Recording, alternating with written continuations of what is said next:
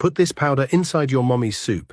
Don't tell anyone, Teacher Caro said softly to little Junior. Junior was only 3 years old. He was still learning how to talk well. He did not know what powder meant. He did not even know what secret really meant. To him, Teacher Caro was just the woman that gave him sweets and clapped for him when he sang nursery rhymes. So Junior only smiled, the way small children smile when they want to please an adult. "Okay, Auntie," he said happily. "I will put it. I will not tell Mommy." Teacher Caro bent down and touched his cheek like she was proud of him. "Good boy," she said with a sweet voice. "Tomorrow I will give you another sweet." Junior's eyes shined. Another sweet tomorrow? That sounded like the best thing in the world. Teacher Caro stood up, looked around quickly, and walked away like nothing happened. Then she brought out her phone and made a call, turning her body so nobody could see her face well.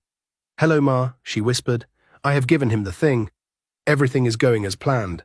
A woman's voice answered, calm and sharp. "Good. You will get your money soon." Teacher Caro swallowed and nodded, even though the woman could not see her.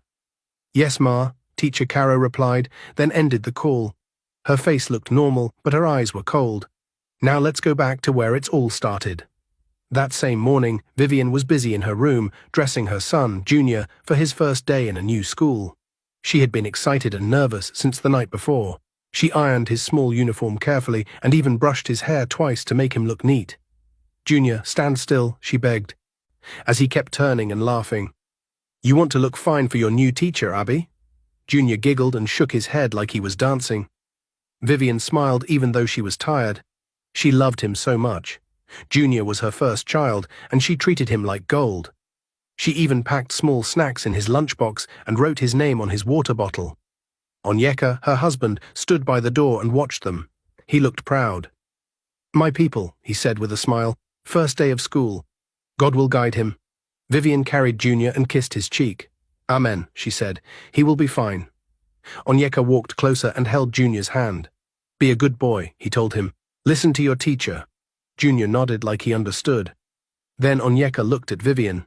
"Take good care of him, Vivian," he said, "and call me if anything happens." Vivian laughed. "Nothing will happen. It is just school." She waved goodbye and stepped outside with Junior. But across the street, someone else was watching. Miss Vera. She stood behind her curtain, peeking like a lizard watching prey.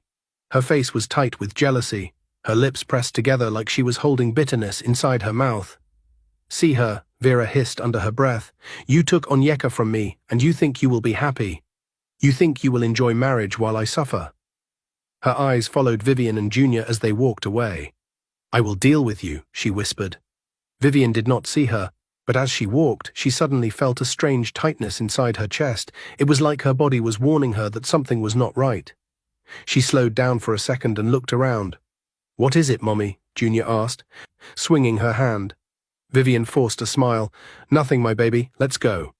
She ignored the feeling and continued walking. When Vivian got to the school gate, she noticed the school looked clean and calm. Children were running around, some were crying, some were laughing. Parents were talking, adjusting uniforms and giving last-minute advice. Vivian held Junior's hand tightly and entered.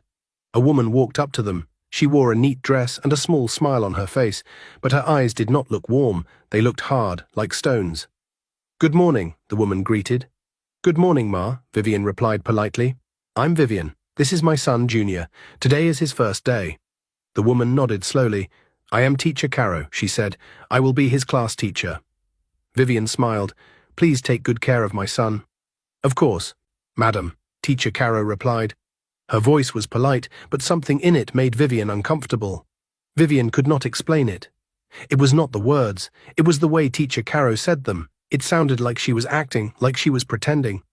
Still, Vivian told herself she was just being paranoid. She knelt down beside Junior. "Be a good boy. I'll come and pick you later," she said. Junior nodded and waved. "Bye-bye, Mommy." Vivian left, but she turned back once to look at him. Junior was already walking inside with Teacher Caro, holding her finger like a small obedient child. Vivian sighed. "He will be fine," she whispered again. School hours passed. Children played. They sang. They learned small things. Junior was happy because he liked the toys and the songs, but when school was almost over, Teacher Caro did something strange. She waited until many parents were already outside and other children were busy with themselves. Then she called Junior quietly. "Junior," she said, "come here." Junior ran to her. Teacher Caro looked around. "Come closer," she said again, lowering her voice. Junior came closer and looked up at her, innocent and trusting. Teacher Caro brought out a sweet and gave him. Junior's face brightened like someone turned on a light. "Sweet," he shouted. "Shh," Teacher Caro warned gently. "Don't shout." Junior quickly covered his mouth with his hand. Teacher Caro smiled as if she found him cute. "Do you want more tomorrow?" Junior nodded fast. "Yes, Auntie." Teacher Caro then brought out a very small nylon that had a fine powder inside. She placed it inside his little hand and closed his fingers around it. "Listen," she said slowly, like she was talking to a baby. "When your mommy gives you soup to eat, pour this inside. Don't tell her or anyone. It is our secret." Junior blinked.